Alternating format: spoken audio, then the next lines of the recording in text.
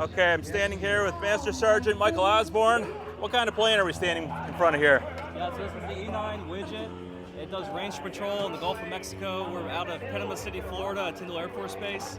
And this is a QF-16. It's one of our full-scale targets. It's an F-16 that can be converted to be flown unmanned after the end of its service life. And then this is a BQM-167 drone. It's a subscale drone.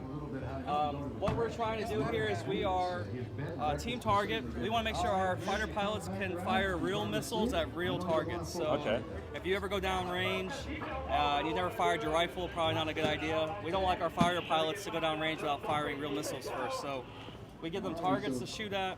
This is a fires off of Tyndall Air Force Base. There's a rocket facility. It'll take off, go 300 knots, can pull several Gs and mimic an enemy fighter. This is one of our bigger targets.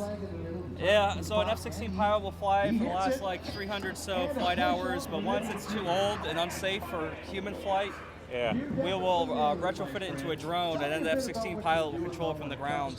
And basically from F-22 and F-35 or other allied assets, they'll go up against them. So you'll have an F-35 going up against a drone F-16. Oh, okay. F-16, yep. Yeah.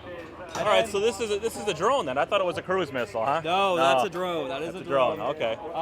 It's funny story. So sometimes they're designed to survive an impact of a missile. Sometimes they're shot just ahead of the drone, or the warhead's not attached to the missile, so it's a kinetic strike. A parachute will pop out. It will slowly descend into the Gulf of Mexico, into the water, and then we will have a ship with a crane and a scuba diving team that'll go in and recover the drone. They're about $2 million a pop. So we're the best recycling program in Florida. That's what I like to call it. Yeah, okay. But sometimes they'll wash up on beaches, so if you ever see one of our drones in the water, you're on spring break, and you're just partying, all of a sudden There's a phone number to call. There's a phone number to call. Oh, look at that, okay. Yep. Don't mount the jet engine on a go-kart. If you ever find one of our drones, go ahead and give us a call. It's not a cruise missile. You're fine. Just make sure we know where it is and follow the directions. And unfortunately, the F-16 or the QF-16 doesn't get the same luxury of being recoverable. Once it's hit, it's gone. Yeah, that thing's destroyed. So. Yeah. And then the E9 widget over here, the big white aircraft, it's a Dash 8. Can we walk around there? Because I've seen that has a very protruding fuselage. Yeah. And like an underbelly bathtub here. Yeah, that's a sea surveillance radar. Okay. So basically what the widget does, and we'll walk around, but the E9 widget, so we will take off an hour before missiles are shot in the range. With the test range in the Gulf of Mexico, it's open to commercial traffic, so there'll be people fishing in the water just prior to us shooting missiles. So how do you fire missiles while people are fishing, right? It's kind of hard to do. So you bring in the E9 widget, we do what's called range clearance.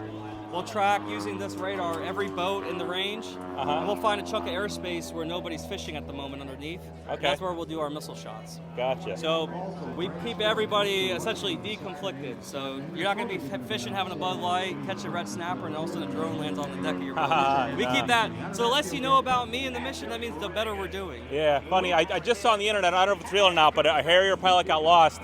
And he landed on a cargo ship. So. Oh, yeah. Yeah, it could be a fake picture for all I know. But. Yeah, we'll come around here. All right.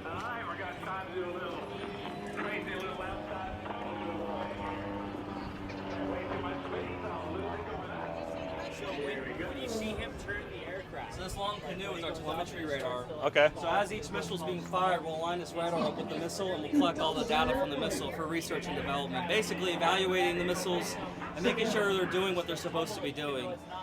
Different shot profiles, so fighters coming out different angles on a target, different ranges, different speeds. This will capture all that data, and that's why the United States will always be the best Air Force in the world. We just put so much into evaluation and the training with fighters going after stuff, you know. Yeah, and you guys spend a lot of time flying. You know, I know like the Russian pilots, they don't get as much time in the seat, and because of that, they're not as proficient, not as sharp. Exactly. That's the thing. At the end of the day, if we go to war at a moment's notice, we want to be ready. So our fighter pilots are ready thanks to this program. And unless you got any other questions, that really wraps it up. Yeah, let's just walk around the front here. I just wanted to show people how asymmetric this is. I wonder if does the pilot have to compensate for like the extra drag on this side, do you know? Or? So we have all these airworthiness assessments and engineering efforts to make sure it flies smoothly, but the antenna is pretty light, so basically it's hardly noticeable to the pilots. Okay. So what is your job? I'm a radar operator, so I operate the sea surveillance radar and the telemetry radar. Okay. Is it Yeah. possible to take a look inside there or no? No, I wish we could. I'm sorry. Yeah, It's closed that's to the public. confidential. Yeah, I got you. yeah. That's secret I know. stuff. So I wish. okay. But All right. I hope you have a good one. Thanks for hearing us out on our mission. We're packing up. So. Absolutely. Okay. Thank you for this last minute tour. I'm really glad I got to see this, and thank you for your service. Thank you for being here. Take them around the QF-16 too. Let them show them the fighter. All right. Cool. Thank you. For an outfit at the high school, and it started by a gentleman that made the biggest helmet cut, but now it's a full-fledged aviation high school where kids can get the regular work done. They can do aviation type stuff like aerospace engineering. Smells like gasoline.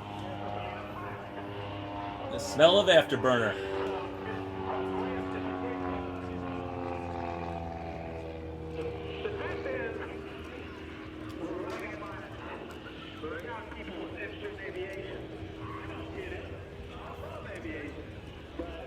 We are, and we need young people to get interested in aviation. It's a booming and very profitable, very rewarding industry. As you can tell,